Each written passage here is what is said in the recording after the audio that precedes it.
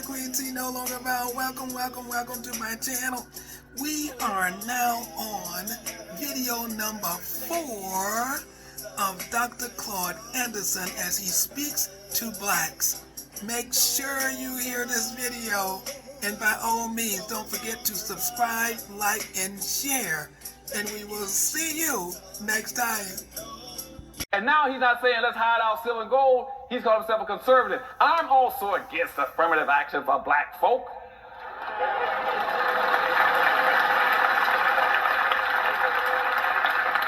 I'm against quotas. I'm against preferential treatment. Even had one running around talking about he want to pass a law to stop black folk from discriminating against whites. You still got that kind of personality that always wants to protect something, protect the strong. You always got that kind of Sambo personality. And nowadays, the best way to get rich is to say, I'm gonna practice that master's gold and silver, and I'm gonna be against them black folk. I guarantee I can get you a radio talk show. I can get you a television show. I can even get you an appointment to the Supreme Court. Okay?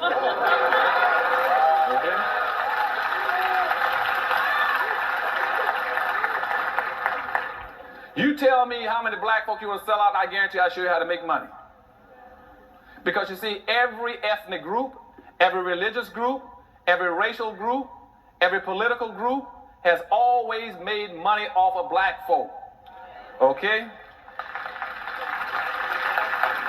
And what I'm going to start talking about in PowerNomics when I come back here in the fall is to show you all one thing. I'm going to tell you, time is up. You have made, as a race, you made every religion, every ethnic group, every racial group rich. There is nobody else left on earth to make rich but yourselves.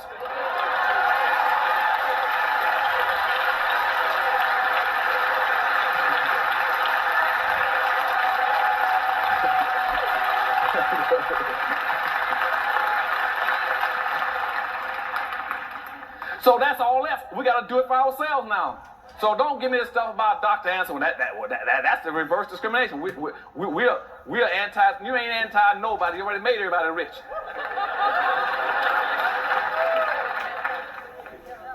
They always talk about, well, with Dr. Anderson, what you're preaching isn't that segregation? Or let me tell y'all something.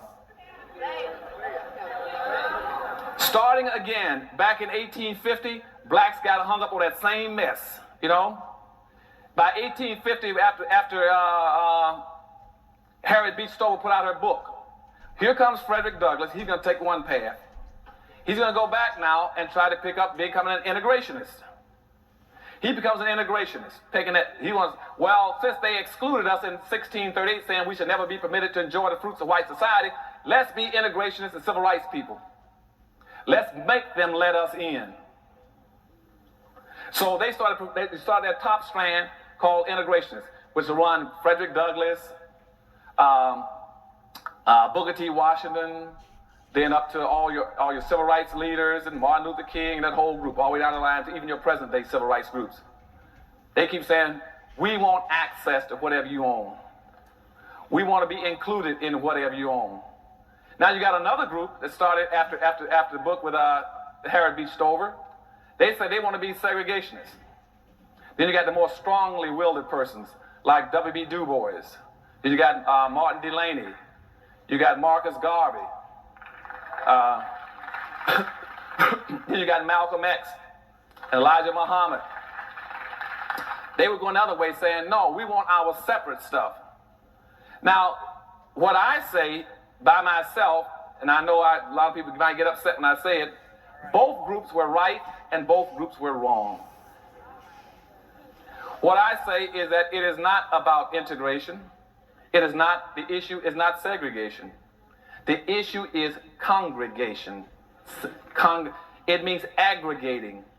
What it is called functional pluralism, which means we are not trying to integrate, we're not trying to segregate. No other group comes here and says, I want to integrate and segregate. What they're saying is that if I come together and concentrate as a people, concentrate my power and my wealth and my resources, I can compete. That's what they're talking about.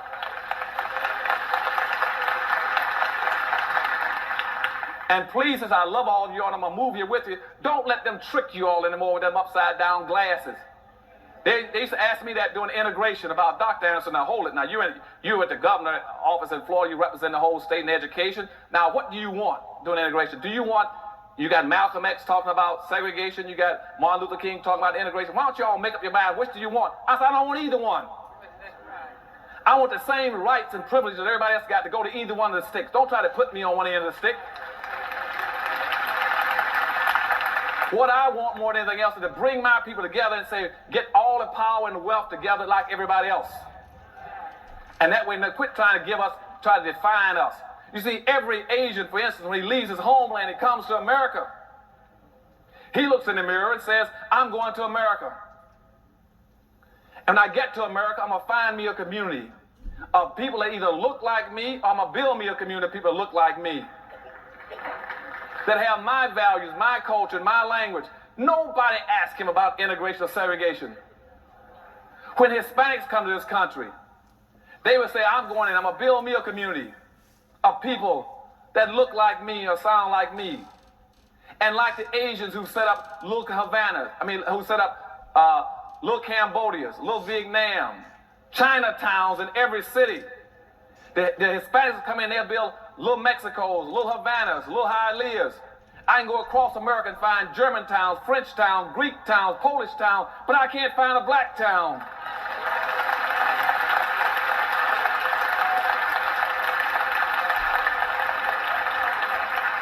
Because of our inappropriate behavior pattern with the Rodney, we keep trying to integrate. Nobody else is trying to integrate. Why would you try to integrate? And I just told you in 1790, the law says in the Constitution that the majority will win and the minority will lose. If the majority will win and the minority will lose, why would you ever do anything that breaks yourself into smaller pieces? When you already a plan systematically program the minority. Now you got other people in a category called minority. You got women, gay, Hispanic, anything you want. Midgets, Hispanics, anything you want.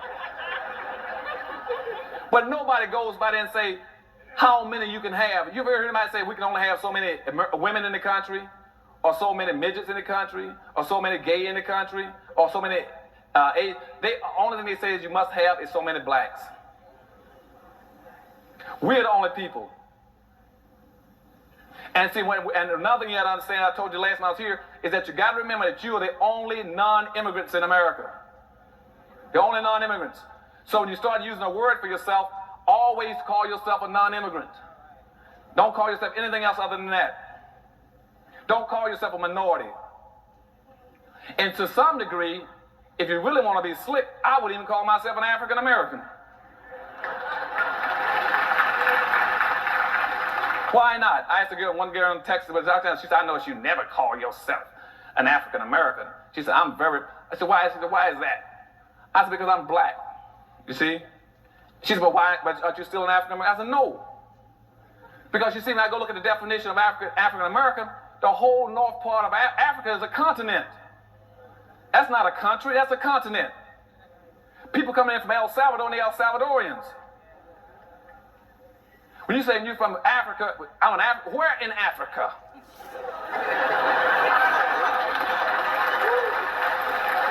Do y'all understand what I'm saying? Where in Africa?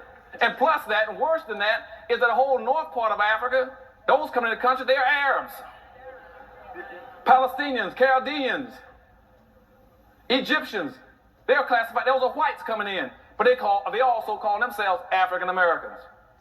When I go down through different parts of the west coast of Africa, I got people coming in from west coast of Africa. They are Pakistanis and Indians, East Indians, but they call themselves African Americans. When I go down to the whites coming in from South Africa, they call themselves African Americans. And what they've done again is smother the issue over. So when I go look at it, when I go break it open, it's like cracking open an egg. Like when I look inside the word minority, I look inside of African American, I find the number of blacks that came into the country last year out of 26,000 African Americans, I only find something like 4,000 blacks. And that's why they're going to put the moves on you again. What they want to do is to cover it up again so you can't figure out what's happening to black folks. So new term, they're going to say, well, we buried a lot of them under minorities, that concept. We buried a lot of them under the term Afro-American. Now let's come up with another term called multicultural. and Asiatic or Asian or something, where nobody know what they are anymore. And see, if we bury them, see, nobody know what the conditions are for them anymore. They can't figure it out either. And see, that way we lock in the structural inequities. If racism, slavery, and Jim Crowism made whites 50-foot giants, and your problem is that whites got this much, you got that much, if you bury everything and smother it over, you'll never figure it out. You all gonna have to fight from now on to make sure that it's only black. Every issue is black, so you can find out what's happening to your people. They're gonna try to bury it because whites now got a choice: either correct the structural inequities or hide it. And it's much cheaper to hide it. And one of the easiest way of hiding it is to co-opt your leadership. They pay off the black leadership and bring them inside the circle, and they're not gonna make issues over anything. Instead of functioning on as I said, your problem is the structural inequities. The structural inequities are so bad in America. They have been so bad since slavery that that civil rights and integration can't even reach black folk. They're so badly damaged and hurt. And I don't know why the blacks keep running around talking about we want civil rights and equality. You can't get equality if you're unequal. Unless, again, they put those glasses on you and turn them upside down. And all of a sudden you begin to see unequal as being equal. The worst kind of racism is the racism that pretends that unequals are equals. And that's what they've done to you. They got this whole new concept called a colorblind society. And what colorblind society means, let's be blind to black folk, pretend we don't see them. And they're hiding and smothering it again for you. And that's what it means. Now, where did that come from? It came from some of the white civil rights think tanks out of Washington. After the civil rights movement, what they wanted to do was say, let's bury the issue with black folk. And they gave our civil rights leaders a chance after the civil rights movement to make the difference. They didn't take it. Our black leadership displayed inappropriate behavior coming out of the civil rights movement. Throughout the civil rights movement, when they should have been focusing on the real issue, they didn't do it. Instead of focusing on correcting the historical damage that had been inflicted on black folk, they started messing around with civil rights and integration. And never touched the problem.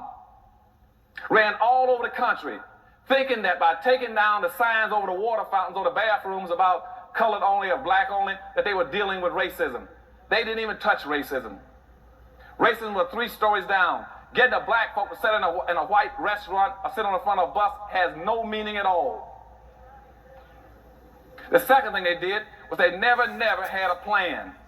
They ran all over the country from one demonstration, one march to the next one, never had a national plan about what they're going to do when they get there and what the next generation of blacks are going to do.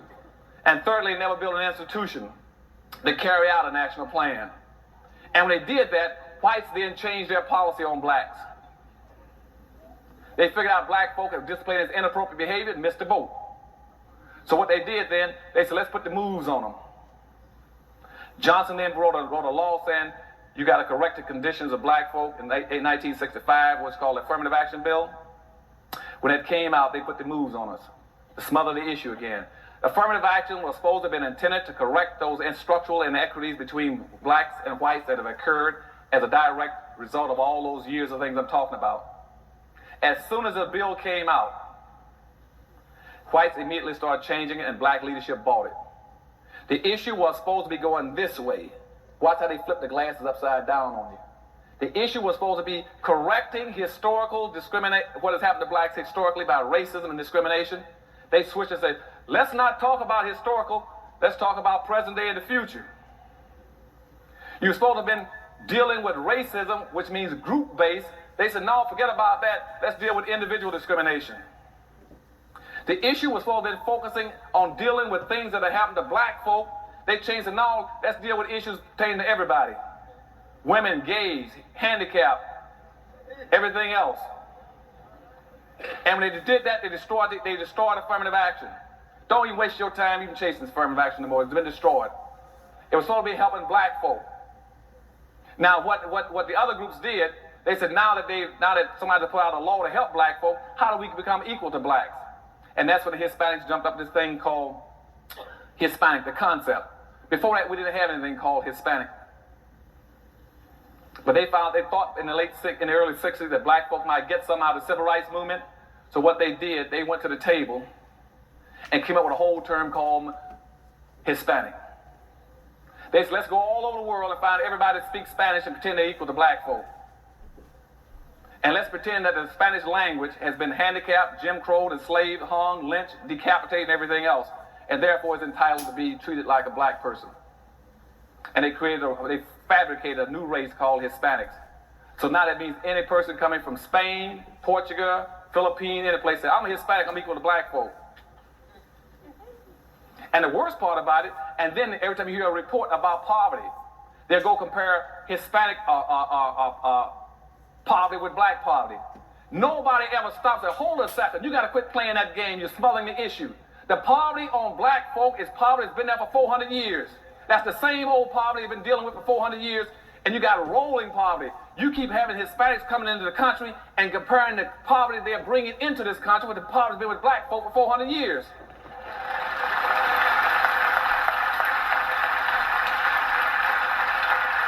Nobody wants to stop them from doing that. Now people say, well, they got poverty. Yes, but that's poverty they bring in here with them.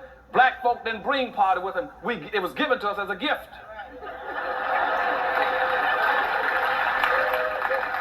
If you were to go back to 1840s, where I was earlier talking about Uncle Tomism, back at that point in time, you did not have one single solitary Hispanic in the entire United States, but you had almost 5.5 million black folk that were enslaved, who had been enslaved for 250 years. You didn't have any Hispanics. By 1900, you had 100,000 Hispanics in the United States, but you got 11 million black folk. Now they got the same identical birth rate in 1900, up until today. Same identical birth rate. You got 100,000 Hispanics and 11 million black folk, and now they're going to pass black folk. Now somebody who can count past 3 should say, hold a second. How can you only have 100,000 of them in 1900 at the same birth rate? You got 11 million blacks and now passing blacks, because 2 million every year walking across the border. It is not this country's responsibility to be correcting all their poverty. It is the country's responsibility to correct the poverty they put on people.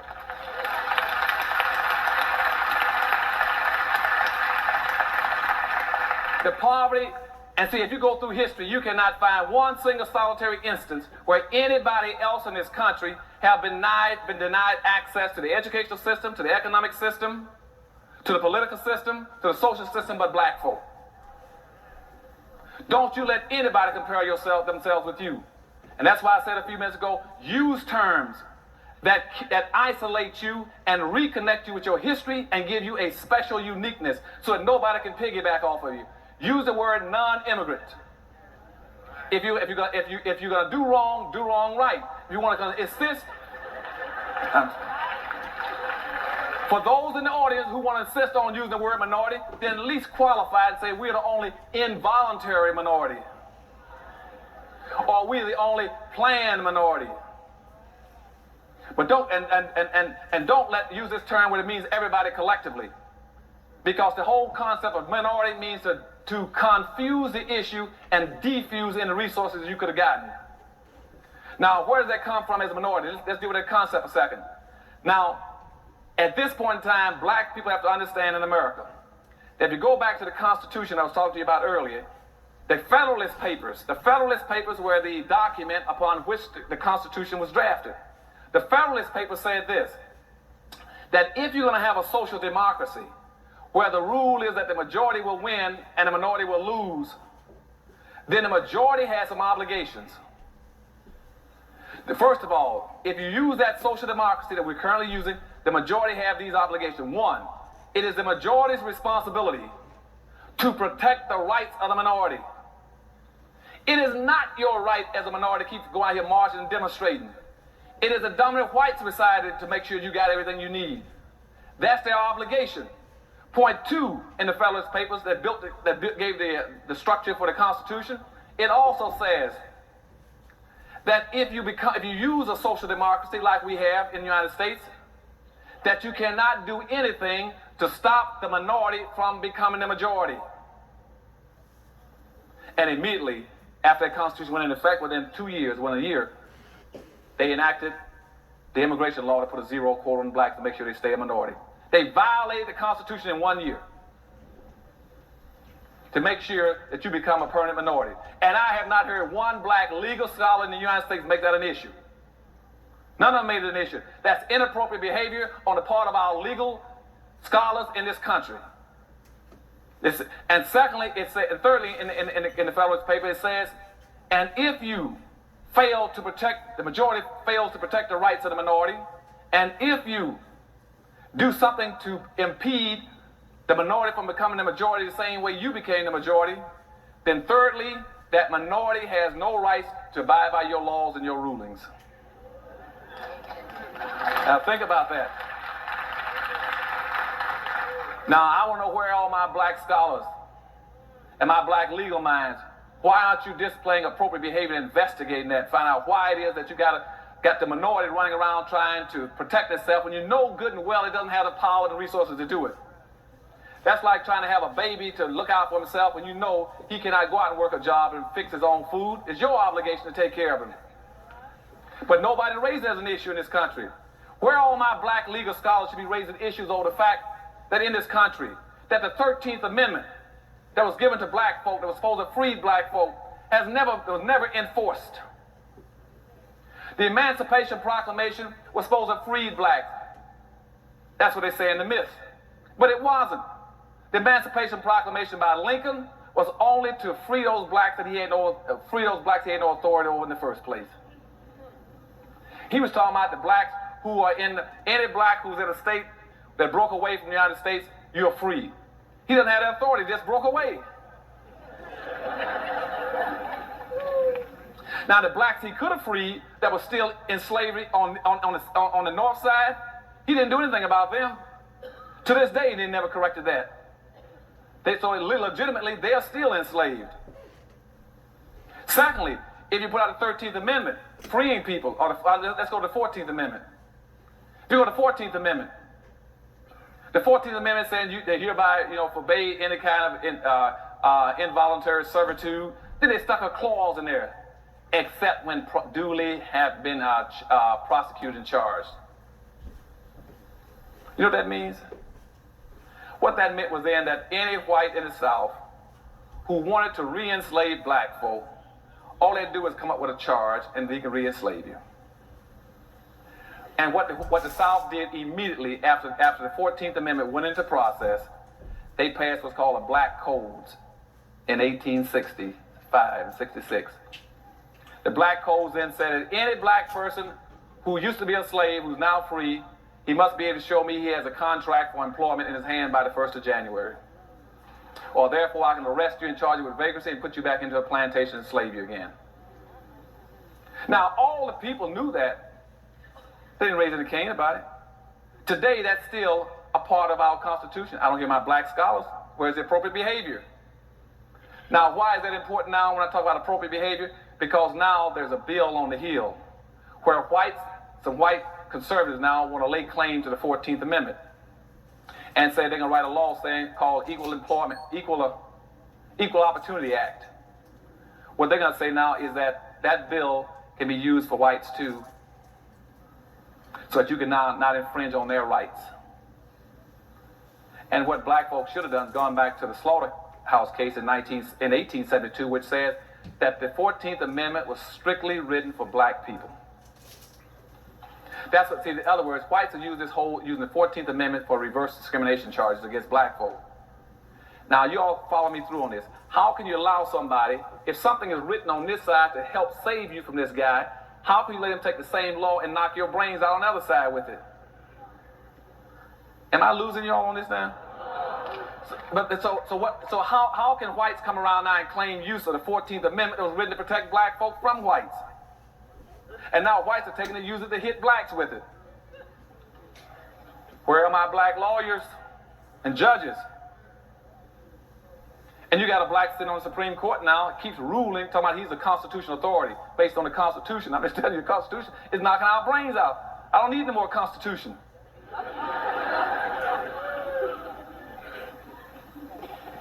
So, but all these questions need to be raised in our court system about what's happening to us. And nobody's doing that. So in the bottom line, what I'm saying to you is that we got major problems in society, but we keep doing all these things wrong. We are poor and impoverished because we don't build communities, as I told you a few minutes ago. Secondly, we are the richest nation on earth outside of the United States as black folk. In the world, we are the 9th richest nation on earth. We got an annual disposable income of $382 billion. But we violate all the norms of economics as black folk. That's inappropriate behavior. Your money is supposed to bounce 8 to 12 times before it leaves your community. I'm going to say that again. Black money is supposed to bounce 8 to 12 times. That means it must go through at least 8 to 12 black hands before it gets out of the Crenshaw neighborhood. 8 to 12 times. And it doesn't. Black money does not bounce one time. As soon as a black person gets paid, he's got this inexcusable denial in his mind, saying, as soon as I get paid, I'm going to run over every other black and get into the suburbs to spend it in a white store, in a white mall. And the Jews, on the other hand, their money bounced 18 times before it leaves their community. You look at the discrepancy between one bouncing not once and once bouncing 18 times. Black people right now spend 95% of their money outside their own communities. They spend 5% in their communities. In their communities, they spend 3% of that with non-black owned businesses. Black folk try to live off of 2% of their disposable income. They keep 2% every year. Then they take that 2% and put it into a savings account, a bank, and then they can't even get a loan from the white bank they put it into. Now, anybody's right mind knows that it's humanly impossible for you to live off of 2% of your income. It can't be done, but we keep trying to do the impossible. Why do we keep trying to live off of 2% and you know it can't be done? So what happens then is every night, every black community in America goes bankrupt when the last non-black in a black community closes up the store and cleans out the cash register and goes home.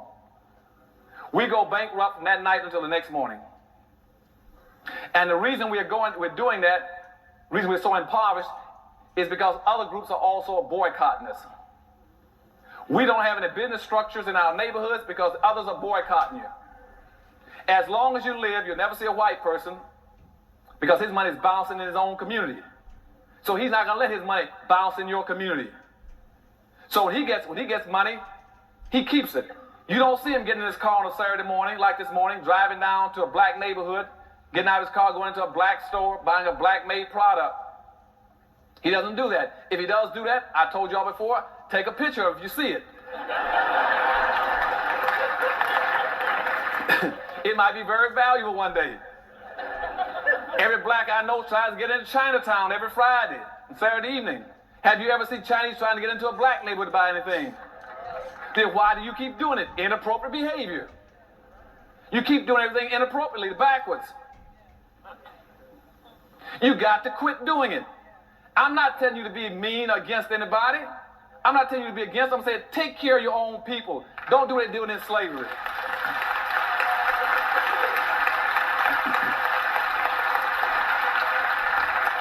And an instance of that, let me jump back in the history again.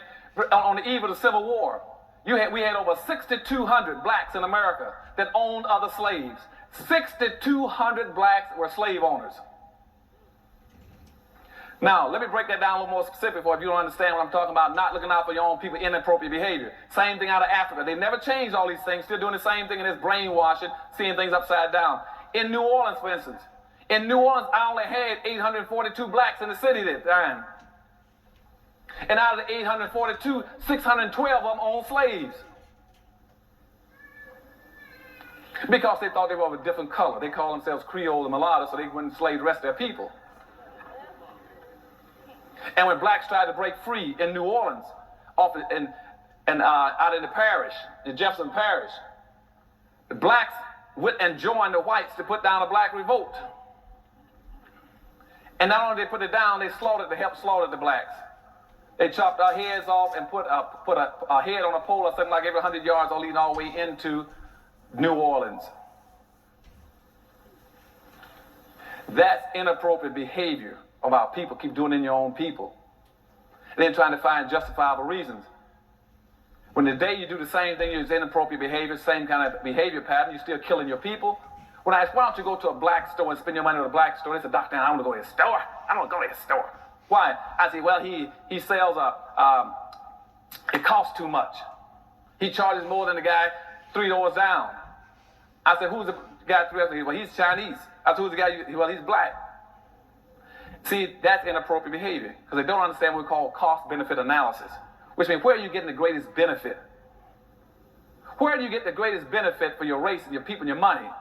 If you go spend $1 with a black here and you go spend $1 with a white, and the white or the Chinese takes it out of his community and uses it against you. At some point, somebody's got to be home upstairs.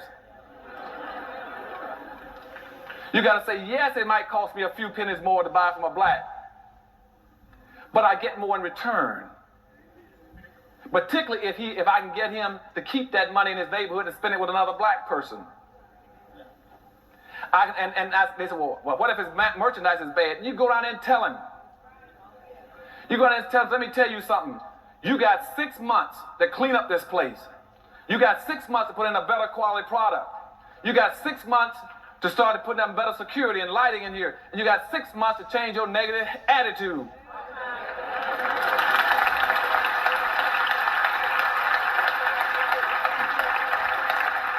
And hold them accountable. We must have an accountability system for our merchants. And so you got a responsibility. Now, I just got back from Detroit, Michigan last week. And my mother is old now, sort of senile.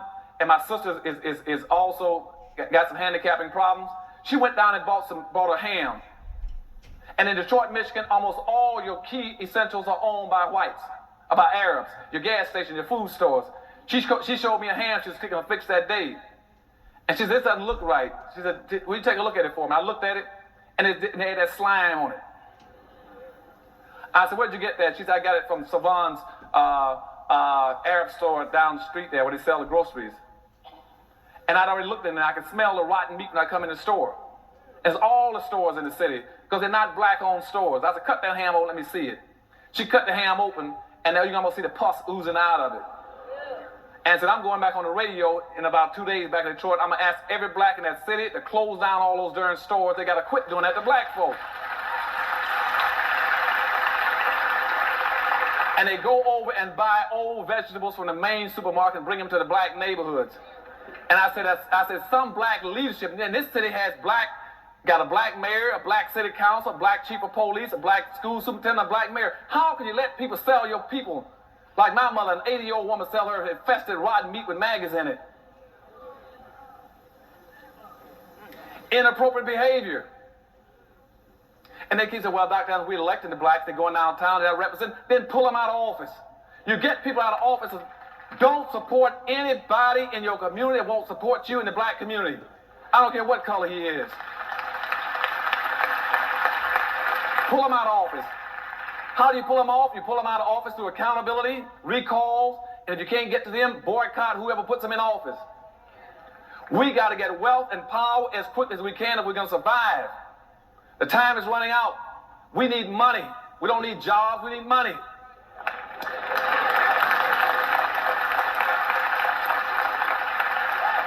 And in conclusion, there's one lady told me, she said, Dr. Anderson, she said, I love everything you say, but you got to quit talking about money all the time.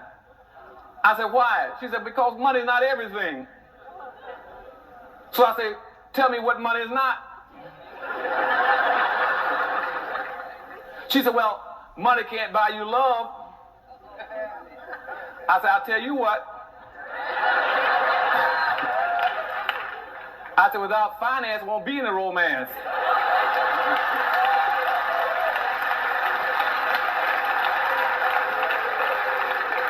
She said, you know, you can make all those smart statements you want. I tell you what, I bet you money won't take you to heaven. I said, I tell you what, you let money take me as far as it can, I'll get off and walk the rest of the way.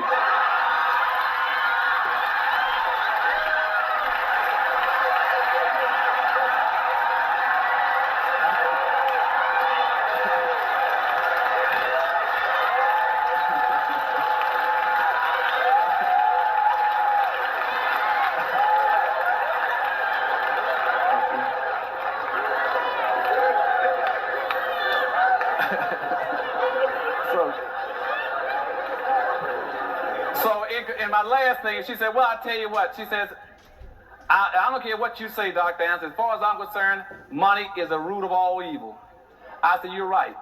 I said, because when I don't have any money and my people don't have anything, I am evil. Okay? So I thank you and I love you.